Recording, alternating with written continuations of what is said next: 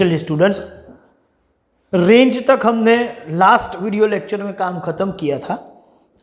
अभी एक दूसरा मेजर हम पढ़ेंगे और वो है quartile deviation.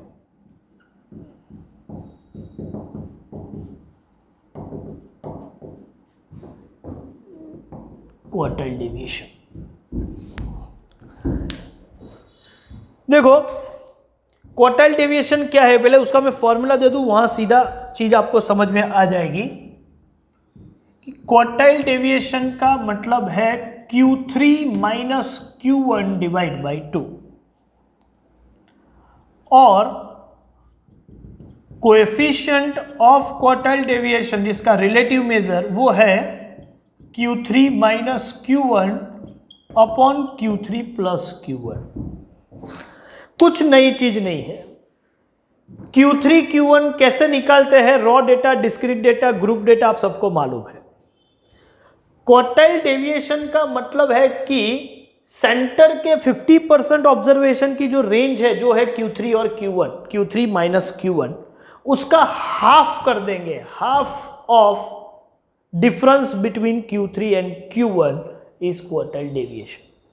Coefficient of quartile deviation में आप Q3 minus Q1 upon Q3 plus Q1 ऐसा लिख सकते हैं। तो कुछ इतना डिफिकल्ट नहीं है। हाँ, लेकिन देखा जाए तो ये भी डेफिनेशन को मैच नहीं कर रहा है। मतलब सेंटर वैल्यू और उससे हर ऑब्जर्वेशन का डिस्टेंस और उसकी एवरेज ऐसा कुछ नहीं निकल रहा है। फिर भी ये सेंटर के 50% ऑब्जर्वेशन के बीच जो वेरिएशन है उसको तो मेजर कर रहा है। तो उसकी वजह से ये डिस्पर्जन का मेजर है, लेकिन अभी तक डेफिनेशन को मैच कर रहे ऐसा मेजर हमने नहीं पढ़ा, ये भी नहीं है। तो हम ऐसा बोल सकते हैं, एज अ नोट हम ऐसा लिख सकते हैं कि quartile deviation is positional measure of dispersion. और ये बिल्कुल सही बात है, क्योंकि पोजिशनल मेजर क्यों, क्योंकि ये Q3 और Q1 के बेस पर ये हम काम कर रहे हैं और Q3 Q1 पोजिशनल मेजर है। तो क्वार्टाइल डेविएशन भी पोजिशनल मेजर होगा, लेकिन ये पोजिशनल मेजर किसका होगा, डिस्पर्जन का होगा, क्योंकि क्वार्टाइल डेविएशन डिस्पर्जन का मेजर है, उसकी वजह से quartile deviation is positional measure of dispersion. एक और भी हम लिख सकते हैं कि quartile deviation is based on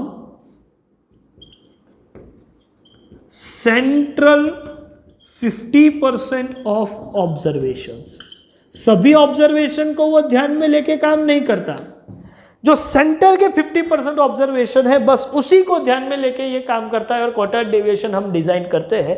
तो हम लिख सकते हैं कि quartile deviation is yes not based on all observation but just based on central 50% of observations.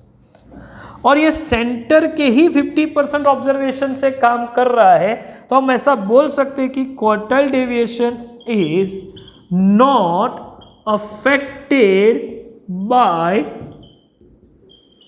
Extreme values, क्योंकि एक्सट्रीम वैल्यूज पर तो ये बेस्ड है ही नहीं, ये तो सेंटर के 50% ऑब्जर्वेशन के बेस है। तो एक्सट्रीम वैल्यू का कोई भी इफेक्ट इस पर नहीं होता है। तो ये बिल्कुल वैलिड पॉइंट है।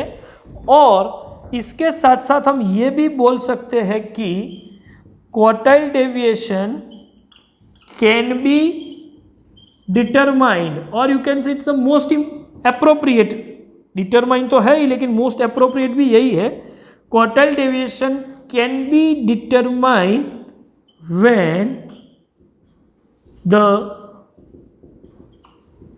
distribution is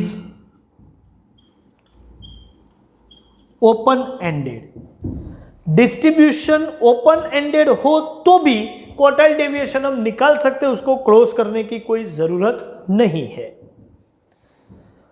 तो क्वार्टाइल डेविएशन पोजिशनल मेजर है और ओपन एंडेड डिस्ट्रीब्यूशन हो तो यही सूटेबल मेजर भी है। आपको सिर्फ इतना बोला जाए कि find appropriate measure of dispersion, और डेटा जो है वो ओपन एंडेड हो तो ऑब्वियस है कि आपको क्वार्टाइल डेविएशन निकालना है, ये आपको बोला गया है। लेकिन इसके साथ साथ एक अलग पॉइंट है जो ज़्यादातर स्टूडेंट नाम याद नहीं रखने की वजह से इसके मार्क्स खो देते हैं, और वो है quartile deviation is also known as semi interquartile range.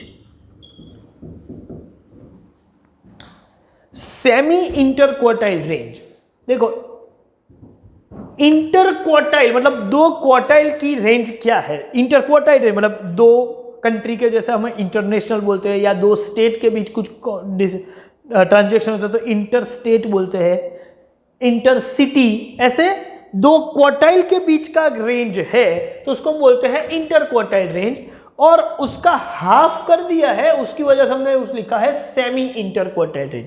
सिर्फ इंटर क्वार्टाइल रेंज होता तो Q3 माइनस Q1 बनता, लेकिन ये सेमी वर्ड यूज किया है क्योंकि उसका हम हाफ कर रहे हैं। तो quartile deviation is also known as semi inter quartile range, ये नाम याद रखिएगा, क्योंकि कभी कभी क्वेश्चन में क्वार्टाइल डेविएशन को ऐसा पूछ लेते हैं कि फाइंड इंटर क्वार्टाइल रेंज, तो हम Q3 माइनस Q1 निकालेंगे। कभी पूछेंगे find semi inter quartile range, तो फिर Q3 minus Q1 divide by 2 मतलब एग्जैक्टली क्वार्टाइल डेविएशन निकालेंगे। तो क्वेश्चन की लैंग्वेज कभी कभी आपको कंफ्यूजन में डालने के लिए ऐसी रखी जाती है, तो आप ध्यान रखिएगा ये point. Semi inter quartile range बोले तो क्वार्टाइल डेविएशन निकालना है, हाँ सिर्फ इंटर क्वार्टाइल रेंज बोले तो हमें Q3 माइनस Q1 ही निकालना है, उसको डिवाइड बाई 2 नहीं करेंगे, ये याद रखिएगा। तो चलिए क्वार्टाइल डेविएशन की डिटेल्स तो आपके पास आ गई, इसका स्क्रीनशॉट ले लीजिए और हम क्वेश्चन पे जा रहे हैं। क्वार्टाइल डेविएशन के प्रैक्टिकल प्रॉब्लम्स जो है, मतलब फाइंडिंग क्वार्टाइल डेविएशन, वो भी 3 पैटर्न में से किसी भी एक पैटर्न का हो सकता है। या तो क्वेश्चन रॉ डेटा का होगा, या तो फिर डिस्क्रीट का होगा, या तो फिर ग्रुप का होगा। और हर पैटर्न के क्वेश्चन में काम एक ही करना है कि आपको Q3 और Q1 निकालना है, बाद में तो सिर्फ फॉर्मूला यूज करनी है Q3 minus Q1 divide by 2 and Q3 minus Q1 upon Q3 plus Q1। तो रॉ डेटा हो, डिस्क्रीट हो या ग्रुप हो, किसी भी पैटर्न से क्वार्टाइल्स कैसे निकाला जाता है वो तो हमने पहले ही पढ़ लिया है, वो प्रीवियस चैप्टर में, सेंट्रल टेंडेंसी के चैप्टर में। अब नया क्या है, तो उसके बाद Q3 Q1 निकालने के बाद हमको सिर्फ एक फॉर्मूला अप्लाई करनी है, या कोएफिशिएंट हो तो 2 फॉर्मूला अप्लाई करनी है, और कुछ नया काम नहीं करना है। फिर भी हम ये तीनों पैटर्न के क्वेश्चन देख लेते हैं। जैसे कि क्वेश्चन है कि find out quartile deviation and it's coefficient from following data and marks of the students दिया हुआ है 25, 20, 26, 28, 35 एंड 32। कितने स्टूडेंट का डेटा है? आप ध्यान से देखो तो 7 स्टूडेंट का डेटा है। और रूल आपको पता है कि जब भी क्वार्टाइल्स या कोई भी पोजिशनल मेजर्स हम निकालते हैं तो ऑब्जर्वेशंस को इंक्रीजिंग ऑर्डर ऑफ मैग्नीट्यूड में अरेंज करते हैं।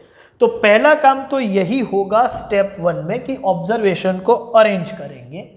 मैं लिख रहा हूं अरेंजिंग ऑब्जर्वेशंस इन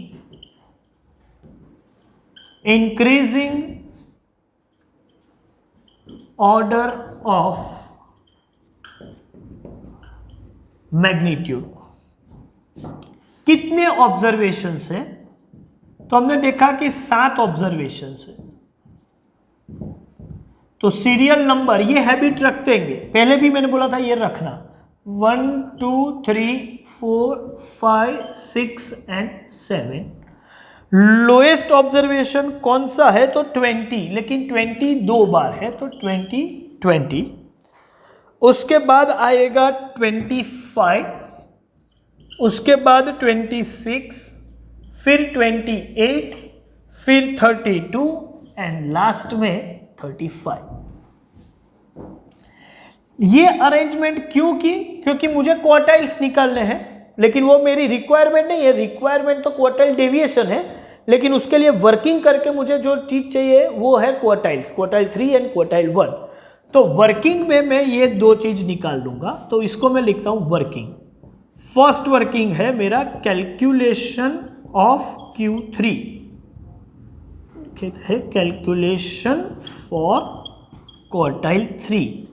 अब रॉ डेटा है तो आपको मालूम है सीधा calculation 3 into n+1 divide by 4th observation. चलिए n कितना है 7 + 1 divide by 4th observation, 8/4 2 into 3 मतलब ये होगा 6th ऑब्जर्वेशन। और ये तो काफ़ी इजी हो गया, 6 के अगेंस्ट ऑब्जर्वेशन कौन सा है 32। हाँ आपको मालूम है कभी कभी 7.2 5th ऑब्जर्वेशन ऐसा कुछ हो तो हम बोलते हैं 7th + 0.25 8th - 7th, ये काम करते हैं, लेकिन यहाँ उसकी ज़रूरत नहीं है। ठीक है, तो वो तो मैंने याद करवा दिया और कुछ नहीं, लेकिन यहाँ तो सीधा वैल्यू आपको मिल गया और वो वैल्यू है 32। ऐसा ही एक दूसरा वर्किंग करेंगे, कैलकुलेशन फॉर Q1, और Q1 के लिए 1 into n+1 divide by 4th observation, 1 into 7 + 1 divide by 4th observation, तो ये होगा 8/4 मतलब 2 सेकेंड ऑब्जर्वेशन, और सेकेंड ऑब्जर्वेशन है 20, तो ये 20 भी हो गया। चलिए अब आ जाते हैं रिक्वायरमेंट पे। रिक्वायरमेंट नंबर 1 जो है वो है क्वार्टाइल डेविएशन।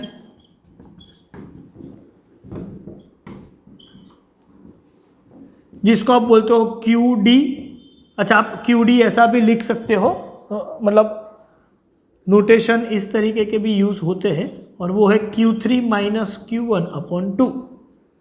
Q3 कितना है, ये रहा 32, Q1 कितना है 20 डिवाइड बाई 2, 32 - 20 मतलब ये होगा 12, 12/2 मतलब ये आंसर होगा 6।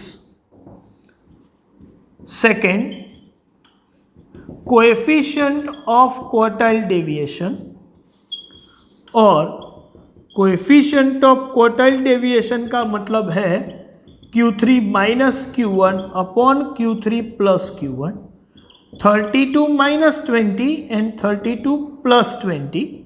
हाँ, एक स्टेप लिख के आप कर सकते हो, डायरेक्टली भी कर सकते हो कैलकुलेटर का प्रॉपर यूज करो तो, लेकिन मैं एक स्टेप लिख रहा हूँ 12 डिवाइड बाय 52, और 12 डिवाइड बाय 52 आप करोगे तो वो कुछ फिगर हो रहा है 0.23।